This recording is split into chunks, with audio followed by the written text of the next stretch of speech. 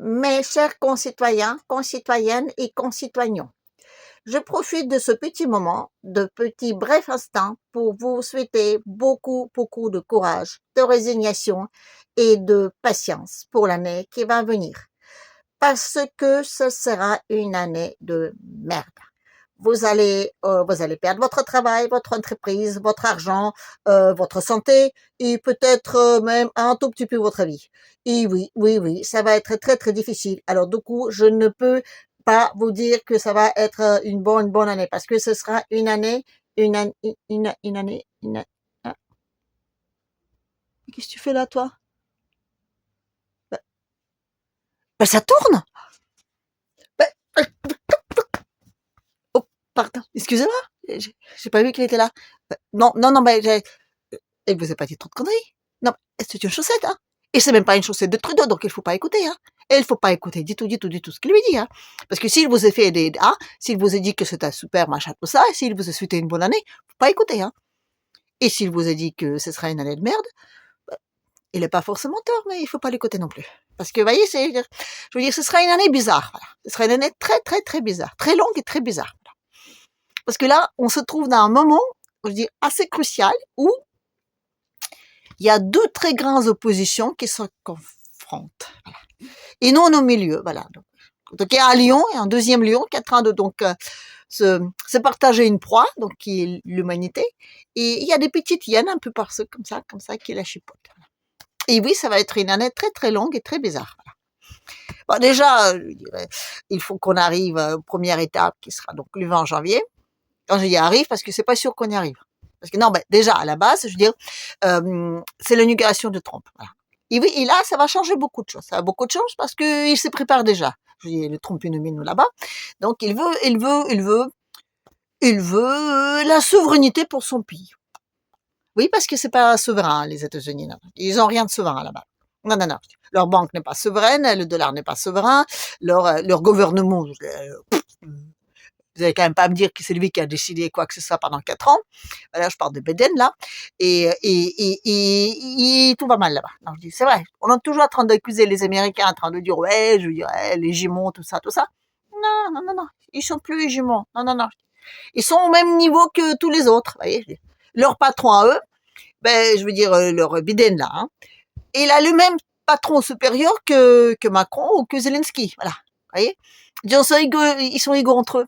C'est pour ça qu'ils peuvent se permettre des petits trucs comme ça. Parce que je veux dire, c'est le même chef, voilà. Et ce chef-là, il n'est pas content de ce qui se passe dans le monde. Parce que normalement, tout a été donc bien, hein, donc pour nous mater tous, enfin, je dis le peuple, mater, même peut-être un peu, je veux dire, éliminer. Et là, il y a des souverainistes qui arrivent au pouvoir, voilà. Et c'est pas juste dans les tout petits pays, là, genre comme Géorgie, hein. Non, non, c'est dans les gros pays, des mastodons, voilà. Mastodon là et le mastodon là. Non, je veux dire, c'est grave, c'est grave. Parce que même si la Géorgie, ils n'ont pas réussi à mater, c'est que, je dirais, ils sont en très grande perte de pouvoir. Et ça, ils sont pas d'accord. Non, non, non. Donc, du coup, il faut éliminer, on va dire, ceux qui représentent le danger, mais le danger aux médias. Je parle de ceux, donc, je dirais, les chefs, là. Donc, il faut pas prononcer les noms. Ceux qui n'existent même pas. Parce que si vous dites qu'ils vous existez, vous êtes complotiste direct. Je plaque.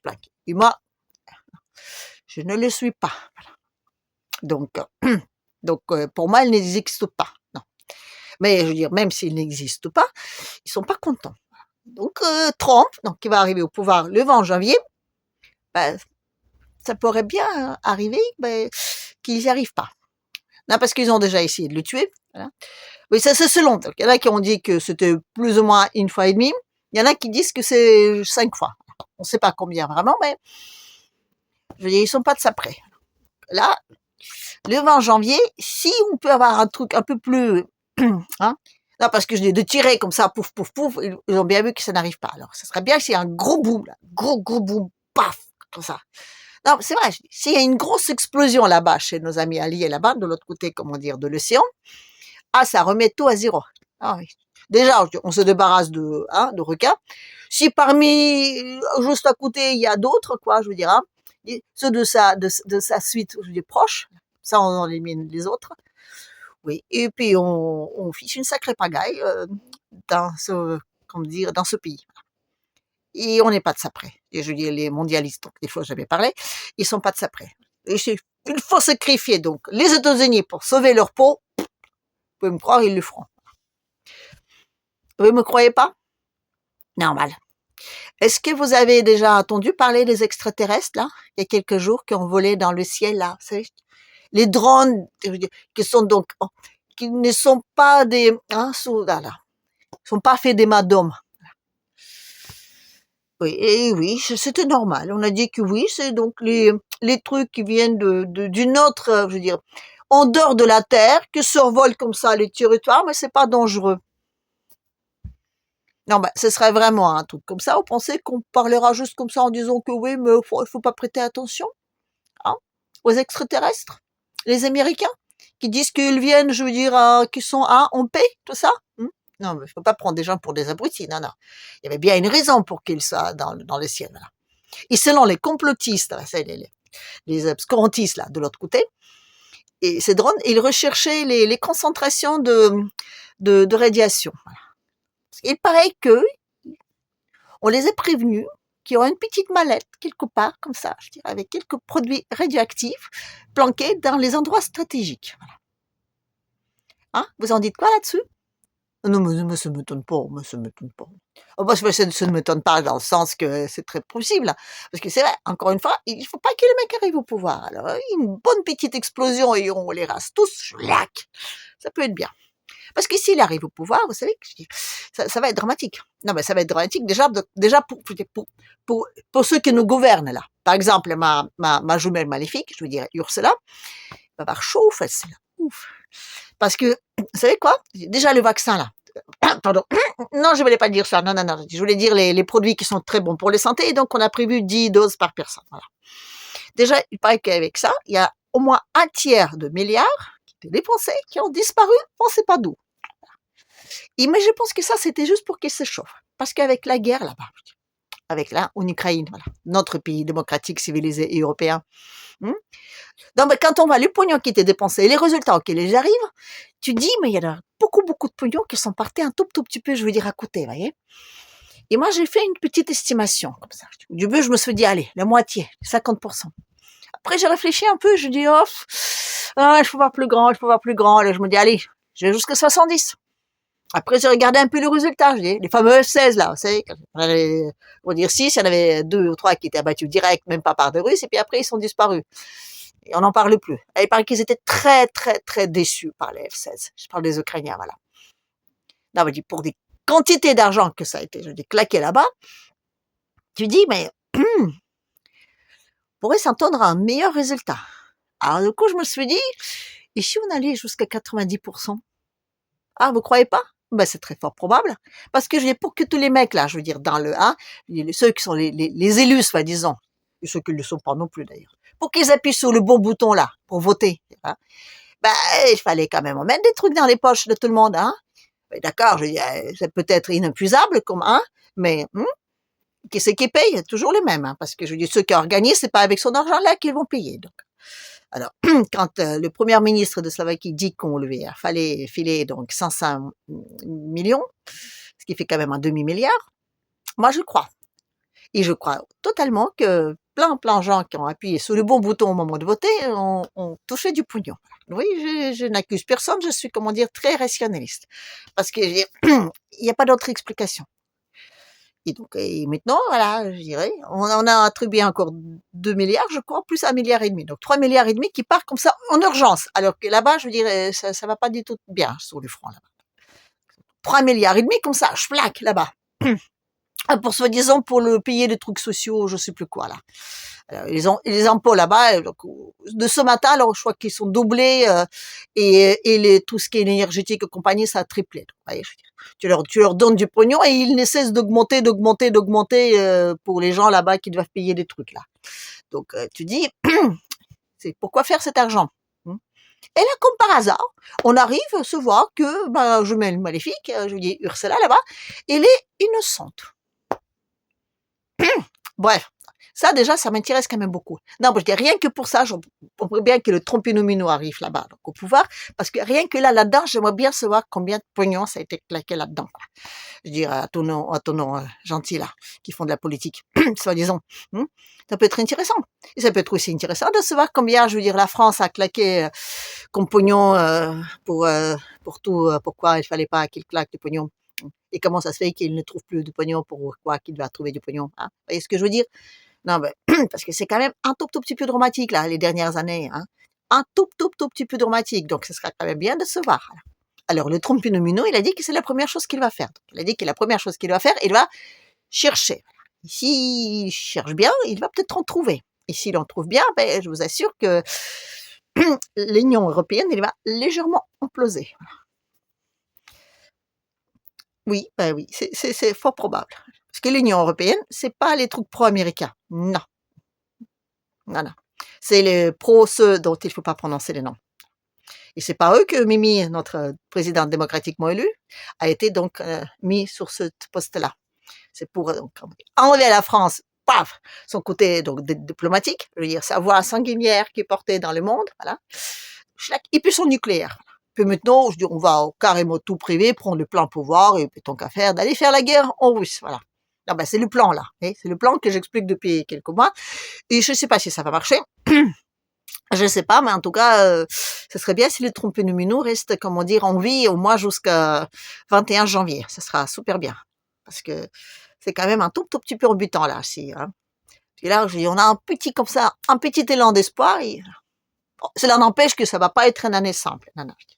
Je dis en tout cas pour la France. Avant qu'on arrive, donc, qu'on arrive à prouver que Manu, il n'avait pas que, on va dire, comment dire, un comportement un peu volage, voilà. Non, parce que ça, c'est déjà aussi intéressant. Parce que je dis que ce soit Le Monde, que ce soit Figaro qui est en train de donc parler, qu'il y avait peut-être éventuellement des trucs, alors que depuis 7 ans, tout le monde le savait. Enfin, je dis, ceux qui s'intéressaient un peu le savaient. Donc, Didi, le mec, on est en train de le couler. On ne sait pas s'ils vont arriver parce que d'un côté et de l'autre. Ah non, ben les mecs qui sont en train de donc, je veux dire, nous prendre pour des cons d'un côté ou de l'autre, en espérant qu'on sera peut-être un peu moins cons, ils ont quand même beaucoup de moyens là. Donc quand ça va ça va faire un gros boom. Et nous, on est au plein milieu de tout ça. Donc espérons que là, au moins, ça va marcher. Après, on dit qu'il y aura la paix. La paix en Ukraine. Peut-être. C'est pas encore gagné, parce que Zelensky, il est magnifique, là, il est pas très chaud, voilà. Non, il va quand même pas s'écraser devant les Russes, voilà. Donc on va payer 3 fois plus cher notre énergie, mais c'est parce que lui, je veux dire, il punit Poutine, qui va lui perdre en estimation, là, donc à peu près peut-être 2 milliards et demi, sur sur l'argent qu'il vend, donc, en Europe, sur le gaz, là, hein. L'Europe, 120 milliards. Vous faites vite votre calcul. À mon avis, le compte n'y est pas. Mais bon, voilà. Donc, ce que je veux dire, ce qu'il vit, là-bas, il n'est pas du tout prêt à la paix. Non. Parce qu'ici, à la paix, il est inutile. Alors, non, en tout cas, je veux dire, paix ou pas paix avec lui, il y a d'autres guerres qui se préparent. Donc, il y a déjà le Kaliningrad, c'est une énorme virus, cette enclave russe sous le beau visage européen. Je veux dire, donc là, il se prépare de le bloquer.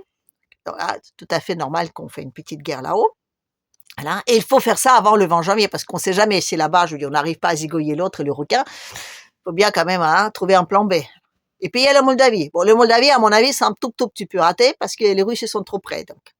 Et puis là-bas, en Roumanie, il paraît qu'ils ont, comment dire, il paraît que le peuple n'a pas bien voté. Oui, on commence à avoir un tout petit peu l'habitude du peuple qui vote pas, mais bon. Et donc à l'Union européenne, et ils ont dit qu'ils allaient donc lutter contre toute ingérence étrangère russe, voilà, quand les peuples ne votent pas bien. Et donc pour sauver la démocratie, on va annuler le vote, et donc ce sera le truc européen là qui va nommer donc les présidents, enfin je veux dire les gardiens de ces espèces de zones, on va dire en Europe qu'on appelait anciennement au pays, voilà. Et c'est pas du tout fait pour le Roumanie, non. On dit que c'est fait pour justement, parce que les Romains, ils ont mal voté. Non. C'est fait en prévision des Allemands. Parce que les Allemands, il est fort probable qu'ils votent mal aussi. En plus, il paraît qu'il y a Elon Musk là-bas qui est en train de, je veux dire, s'emmêler un tout petit peu. Vaut mieux prévenir que guérir. Donc, si les Allemands votent mal, plaque. Voilà. On a. Bon, en France, ça s'est arrangé. En France, donc c'est Manu qui va prendre tout pouvoir, oui. Oui, oui. Et il a déjà dit. Il a bien dit avec les votes hein, de fin d'année. Non, enfin, je dirais de début d'année. Début d'année, fin de vie, c'est ça. Donc, il a dit quoi? Oui, il a dit qu'il était responsable. Non, c'est pas qu'il était responsable. Ce que il pensait, en faisant la deux solutions, que ça allait bien se passer. Et comme visiblement ça se passe mal, ben, le pauvre, il sera obligé encore tout gérer. Et une fois qu'il aura tout géré, ben, ça va pas bien s'arranger. Donc, encore une fois, prions que je veux dire qu'on arrive vite à découvrir d'autres trucs là. Parce que pour le moment, c'est pas encore, je veux dire, hein. Non, parce qu'on est en balatage, entre les deux forces là, voilà. Entre les souverainistes d'un côté et les mondialistes de l'autre. Et en parlant de souverainistes, donc il y a les Trompinomino là-bas, mais il y en a aussi les Poupous d'amour. Et si on réfléchit bien, les deux, ils ont les mêmes ennemis. Il a dit, les Poupous d'amour là-bas, vous savez, quand il a parlé il y a quelques semaines devant le mec là, vous savez, de défense commune là, là-bas, de tous les trucs qui se finissent par stand. Oui, on n'en a pas montré ça en Europe, mais c'était très intéressant de l'écouter, Poupou. Voilà. Poupou, il a dit qu'il était au courant que Trompinomino avait des pressions, donc de ceux dont il ne faut pas prononcer les noms, et que finalement, je veux dire, les pressions, elles concernaient même les membres de sa famille, voire les enfants. Là, tu dis oui, effectivement, c'est, comment dire, à la place de Trompinomino, tu commencerais peut-être un tout petit peu t'enquêter. Voilà. Et Poupou a dit que lui, il est Oreshnik. Oreshnik, c'est une arme humanitaire. Parfaitement. Pourquoi? Parce que à la base, donc, on est en train de provoquer Poupou, pour que Poupou, il balance une arme nucléaire. On a expliqué que c'était normal, on a même dit ce qu'il fallait faire, tout ça. Donc, une bonne petite explosion nucléaire au plan Europe, donc ça tue tous les glandus. Ça met un tout petit peu, je veux dire, ça empoisonne un peu, je veux dire, le territoire, tout ça, mais enfin, ça va s'arranger avec du temps. Mais surtout, ça ne touche pas ceux qui sont tout là-haut, tout là-haut, tellement là-haut qu'on voit même pas maman. Oui, parce qu'eux, ils ont des petits bunkers bien aménagés au chaud. Oreshnik, c'est une arme qui fait tout le contraire. C'est une arme qui tape en profondeur, qui atteint les bunkers, c'est-à-dire que tous les salauds qui décident à notre place, mais il ne touche pas la population et surtout, il ne contamine pas les terres.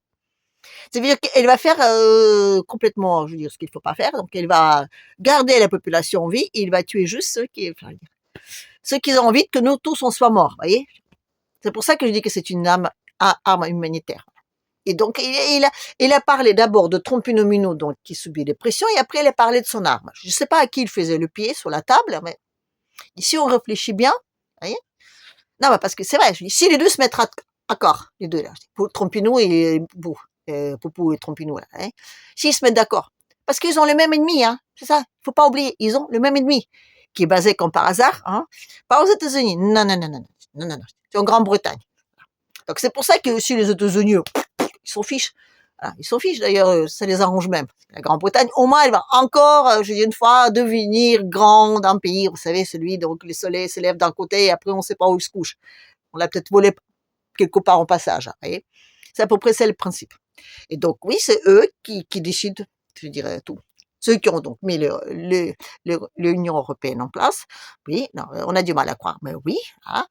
Après, quand je dis Grande-Bretagne, je dis c'est pour définir d'une quelque façon. C'est pas, je dis non là-bas ils sont mal. Je dis le pays, on soit lui, il est pour rien. Non, je parle de ceux qui sont, on va dire, c'est leur disposition, je veux dire, géographique, voyez, comme ça. Voilà. Donc, c'est l'Union européenne, notre président démocratiquement élu, je crois que c'est bien de là-bas aussi, tout ça. Non, mais tout ce qui va. L'Europe, elle est sous contrôle de là-bas. Donc, on coupe la tête de Ursula. Enfin, quand on coupe la tête, je veux dire, on le trouve tous les trucs qu'elle a fait qui est pas net. Là, on fait la même chose avec Manu, notre président démocratiquement élu, et on l'a déjà plus ou moins fait en Allemagne. Donc, c'est pour ça qu'en Allemagne, donc, on va essayer de charger le pouvoir, donc mettre un pouvoir plutôt, on va dire, pro-obscurantistes, méchants et non démocratiques. C'est pour ça, je veux dire encore une fois, ils ont fait une loi, là, à l'Union européenne. Mais si ça marche pas, vous voyez, je veux dire, non, mais si ça marche pas, si ils arrivent à tenir, non, si eux ils arrivent à tenir, si nous aussi, les Français, on arrive à tenir, parce que quand Manuel va déclarer, je prends le plan pouvoir, très bien, il faudra qu'on tienne aussi. Si tout le monde tient un petit peu, vous voyez, si on donne un petit coup de main là aux autres là, un de nazi et un l'autre nazi aussi, parce qu'ils sont tous les deux nazis, et ils sont, non, mais c'est ça qui est génial, ce qui est poupou et Trompinou, je dis normalement, ce sont des adversaires, mais à écouter tout le monde, et ils font partir de même camp puisque c'est des nazis. Mais si les deux, je dis, ils arrivent effectivement à trouver une bonne entente, a priori, il va peut-être s'en sortir. Et une bonne entente, elle sera sur le partage du monde. Le partage du monde, très simple. Trump-Nomino, qui voit la grandeur des États-Unis, donc lui, il va s'occuper de sa zone à lui. Donc, il va prendre sous l'influence les 12 Amériques. Voilà. Il y a le Groenland aussi, mais bon, je dirais. C'est au passage, c'est entre les deux. Hein. C'est pour avoir une petite base pour au cas où si les Européens ils commencent un tout petit peu s'énerver, comme ça ils auront d'un côté Trompinou et de l'autre côté Poupou, vous voyez? Parce qu'on sait jamais, là. Même si ça va pas durer longtemps, mais on sait jamais. L'Europe, elle sera donc donnée, hein, voilà, au nom démocratique. Voilà, donc oui, les mecs, mettez-vous à apprendre le russe parce que c'est comme ça que ça va finir, je dirais là dans la distribution du monde. Donc l'Europe, il mettra dans le truc d'influence de Poupou.